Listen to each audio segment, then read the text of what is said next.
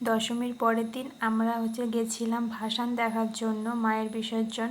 যাই হোক, যেহেতু আগেবার আমরা কাছ থেকে দেখেছি, বাট এবার এত পরিমাণে ভিড় সেরকম সামনে থেকে দেখা হয়নি, আর দূর থেকে মোবাইলে ভিডিও করছি, খোলা খোলা আসছে, তাই মায়ের বিসর্জনের ভিডিও আমরা করিনি। যাই হোক, এখানে কিছু খাবার খেয়ে নিলাম। প্রথমে যেটা নিয়েছিলাম সেটা আমি বলতে পারবো না ওটার নাম কি, কারণ ওখানে ছোলা, মটর, গাজর, বিনস, মানে যেগুলো থাকে ওগুলো দিয়ে সব মশলা টশলা দিয়ে মাখিয়ে দিয়েছিল। 10 টাকা করে প্লেট নিয়েছিল।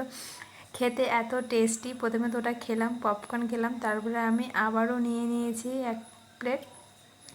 আর ওরা আদা অন্য কিছু খেয়েছে। তারপর যখন বাড়ি আসবো তখন ওরা দুজন এখন খাবে আইসক্রিম। আমি বলেছিলাম পূজার সময় আমার গলাটা একদম অবস্থা খারাপ হয়ে গেছিলো, তো আমি আইসক্রিম নিইনি, ওদের দুজনের জন্য দুটা। যেহেতু আমি আইসক্রিম খাইনি, তাই আমার হাজব্যান্ড আমাকে বাড়িতে এসে এখানে ম্যাগি বানিয়ে দিয়েছে। আমি বললাম তুমি যখন এত কষ্ট করে বানিয়েছো তুমি প্রথমে ট্রাই করো। যাই হোক, ওই ট্রাই করলো, ও নিজেই খেয়ে নিয়ে বলছে কি খুব সুন্দর হয়েছে, তা আমাকে খাইয়ে দিল। হ্যাঁ, সত্যি বলবো, আমায় মানে এখানে আসার পর ম্যাগি আমাকে ওই বানিয়ে খাওয়ায়। আর ও ম্যাগি বানাতে খুবই খুবই খুবই ভালো পারে, আর চা পারে, আর আদার্স কোনো কিচ্ছু পারে না।